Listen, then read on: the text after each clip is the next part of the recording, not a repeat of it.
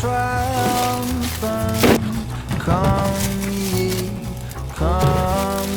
to Bethlehem. Come and behold him, born the King of angels. Come, let us adore him. Come, let us adore him. Come, let us adore him, Christ the Lord.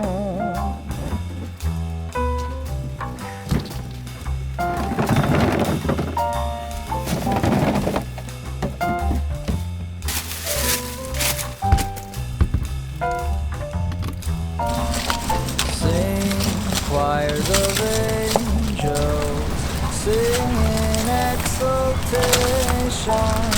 Sing, all ye citizens of heaven above. Glory to God in the highest. Come, let us adore him. Still works. Yeah, Christmas is my favorite time of year. It's the only time of year that Shauna lets me do whatever I want to when it comes to decorating. I have a lot of fun at Christmas time. I'm allowed to do whatever I want to outside. I can make it look as tacky as I want, and I just have a lot of fun doing it.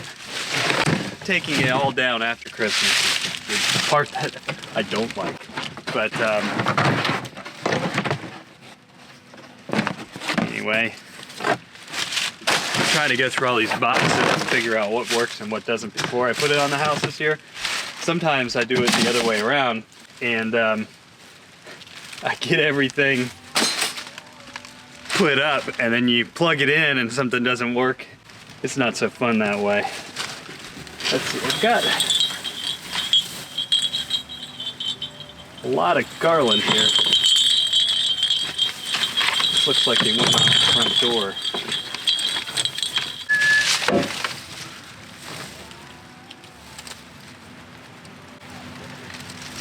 That works. Back when I used to work in Raleigh, I remember in 2008, after the large crash, I went out and just went overboard decorating our office building. I hung big giant wreaths on the outside of it because I wanted to kind of create a beacon of that Christianity to share with the world. And that's really, you know, when you're putting all these lights up and you're creating the spirit, that's really what we're trying to do is create that spirit of Christmas, that spirit of giving and appreciation for Jesus. So I've had a few people lately comment on the channel. Well, I always get weird comments and some negative comments. I mean, whenever I do a video that's not weather related or grand solar minimum related, I get comments about that. When I do a video that's not crop related, I get comments about that. But our channel has kind of always been about our ranch. We mixed in over the years just general agriculture because of other work that we do. But some of the comments that have come in recently were comments pertaining to wealth. And at first I was kind of offended because I was like, I'm not wealthy. I mean, we don't have a whole lot of money, that's for sure. And it kind of offended me at first, especially the way that some of these people reacted in their comments. One person sounded very upset about it. I guess in our last video, I meant to say we have a house listed in the mountains. Instead, I said we have a house in the mountains, and that's just kind of lingo. You know, when I'm talking to other realtors, I'm like, oh, I have a house over here. I have a house over here. If you're interested, look at that one. In any case, some of these people seem very perturbed by it. And in thinking about it, I remember recently watching a video on a channel that I watch occasionally. I like his videos. He kind of reminds me of my grandfather in a way. My grandfather was always tinkering around. He was really good at doing woodwork. He was just one heck of a character. That's how I learned a little bit about homesteading and farming, was through my grandparents. They had a farm for over a half a century up in Vermont. One of our subscribers asked me if I had ever been to northern Vermont. They had a farm in Cavendish, which is just outside of Ludlow, which is just a beautiful area. I really wanted that farm, and that's part of the reason why I started this farm with my family is because of their farm and what they were able to build together. We even have a rock, a big granite slab that we had brought back in the back of our Tahoe from Vermont, and I got it all the way here. It was out in the front yard, and when we were rebuilding the house, one of the contractors hit it and knocked it in half, but we still have it. The two halves are sticking up on either side of our walkway, but I love that Vermont farm. And he did a video on why he doesn't buy local, and he was talking about, driving by and looking at all these other farms and homesteads, and people have their stuff out all over the place and they're not taking care of their equipment, and I was offended by it. But I felt like he was talking about me because I'm that guy. I've got stuff everywhere. I don't have a barn. It's scattered everywhere. I mean, I took a lot of offense to this because it hit home to me. I wish I could take better care of my stuff, but I don't have the means for it. At the same time, I have to have the stuff because I have to have it for our land. I need it to take care of the things that we have. I need the equipment. I just don't have a barn for it, and I'm still trying to tear down our old barn to build a new one. And I started thinking, well, if all of us could afford the barn that you have and the workshop that you have, maybe we'd be able to take better care of our equipment. But I don't have anywhere to put my equipment, and it really kind of offended me because he was really digging into these homesteads and small farms and kind of picking on, the way that they take care of things. Meanwhile, he's standing in a giant workshop and obviously, has more means to be able to fund his operation than some of the rest of us. So I can see how those feelings sometimes could get mixed with viewers. And I had never really thought of myself that way. There was a time when I was pretty successful and I kind of lost my tail. But that experience kind of changed my entire life. It changed the entire way that I thought about things, the way that I do things. It kind of opened my eyes to what's actually important and what I need to do for my family. And money really isn't everything, and it really doesn't go very far. Everything that we have worked really hard for, and we've had to scrounge to get it because we went through a period of time where $10 was a lot of money to us. But because we have such a close family and because we have such a good relationship with each other, we made it through a lot of difficult times financially. And we're still pulling our stuff together. We're still trying to build out our ranch. We're still trying to grow a business model. But in thinking about some of these comments and being slightly offended by what they were saying, I got to thinking, you know what? I really won the lottery when my best friend married me years ago.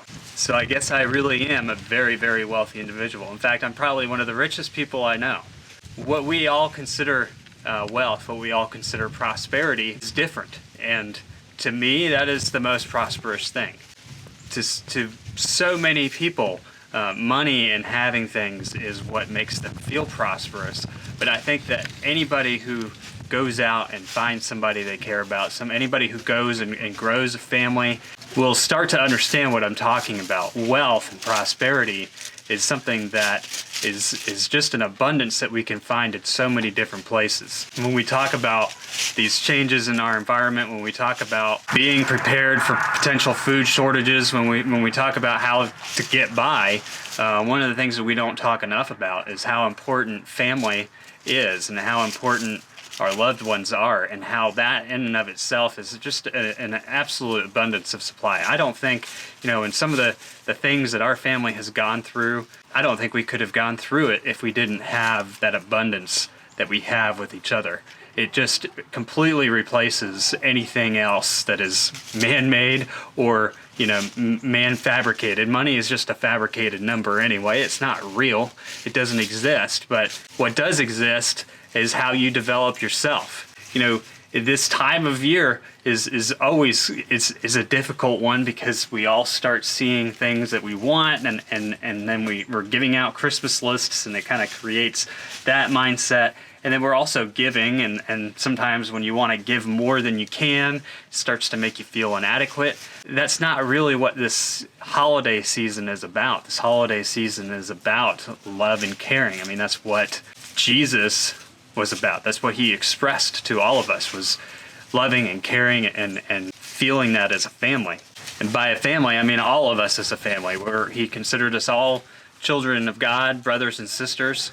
So if you are feeling a little down and out, and you're watching things or you see things and it makes you feel inadequate or it makes you feel like you wish you could have more, I would suggest that you just look inside yourself, because you will find an abundance of supply. I am not a rich person. I'm not, financially a wealthy person. Heck, my newest car is a 2008. And that has a lot of miles on it. I rebuilt the car because I didn't want to finance a new one. But I never feel like I'm without. I never feel like I'm lacking anything. And that is a place of prosperity that could only come from myself. That's a place of prosperity that I have found in myself and my family, and I am constantly trying to nurture that. Sometimes I'm not the best at it. I mean, none of us are 100%. But it's an investment that I continue to make, and it's probably the best investment I've ever made in my entire life. And I've made a lot of investments. So sometimes when I see comments coming across our channel and they either concern me or it's something that I feel I need to address a little further, I'll make a video on it, and that's what I'm doing right now. And I thought that, today would be a good day to do it, as I'm getting ready for the holiday season, and I'm starting to, get in that mindset of giving and just celebrating life. I thought now would be a good time to just kind of address those concerns that some people have had. Prosperity, life, riches, they're all things that are attainable to everybody.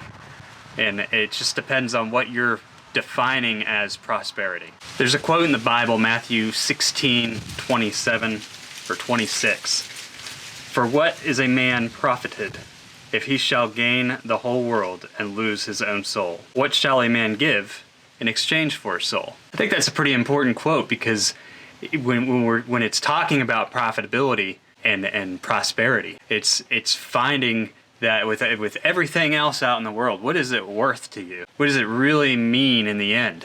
It absolutely has no value. But when you make that investment to your soul, into loved ones, into finding happiness with the things that you have, that prosperity goes so much further. "And be not conformed to this world, but be ye transformed by the renewing of your mind, that ye may prove what is that good and acceptable and perfect will of God." We live in a world that is constantly driven by consumerism. It is constantly driven by finances and what you can achieve with it. And it is a world that has tried to trap us into that mindset. And I would encourage all of you to just free yourselves from it, because it is a very, very nasty thing when you think about it.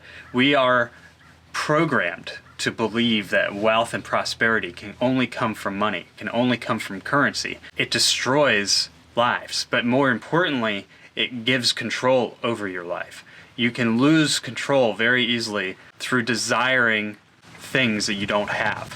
You can lose control of yourself very easily by becoming a slave to a paper currency that has absolutely no value other than its trade worthiness between other people. And you can have plenty of trade between people. There are lots of ways to exchange value between people. Family exchanges value amongst each other just by caring about each other, and it's the strongest currency that there could possibly be. I honestly believe that to those who are able to elevate their thinking and think about prosperity coming to them in different ways, in more natural ways that are more meaningful, in the end they're always going to be met with an endless abundance of supply. Christmas is a perfect time to practice this. I mean, you can really go out and you can give and you can love and you can appreciate everything that's given to you, whether it is financially valuable or not. You don't have to feel guilty about not having the gift for somebody that you wanted to get them. And you certainly shouldn't expect more out of other people financially during the holidays, because that's unfair as well. Just be appreciative. Enjoy it. Get into the spirit of it and feel the soulfulness of the holidays, and that is what prosperity is really made out of. This always happens. Angels we have heard on high, sweetly singing o'er the plains, and the mountains in reply, echoing their joyous strains. These are supposed to be those kind of lights that when one bulb goes out, the rest of the string is supposed to be lit. But I feel like that never happens. One bulb goes out and there's something wrong with the wire, it gets fried or something, and then you get like this massive section that's out. but I got them working.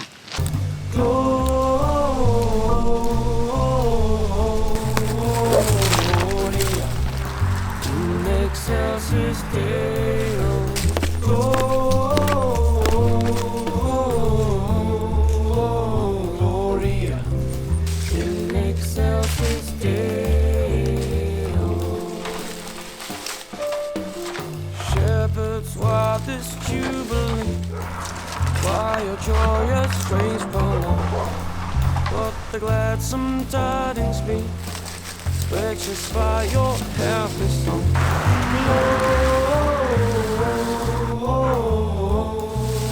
Gloria in excelsis Deo.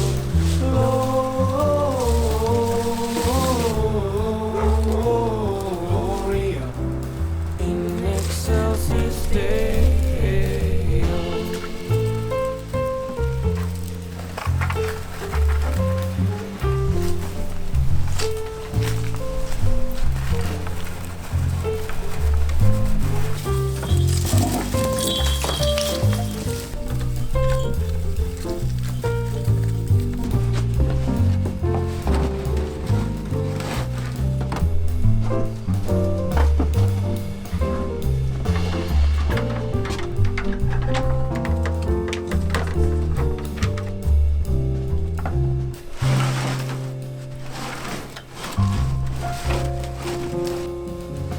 See him in the mangle whom the choirs of angels praise. Mary, Joseph, lend your aid, while our hearts in love we raise. Gloria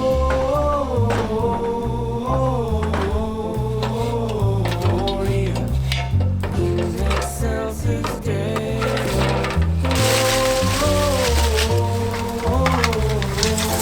Gloria in excelsis Deo.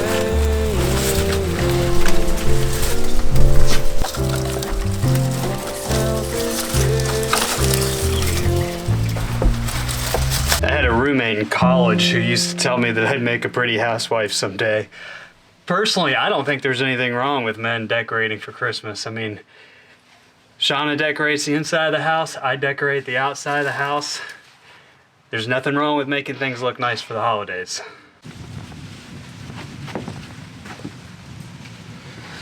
That's better. Too much red.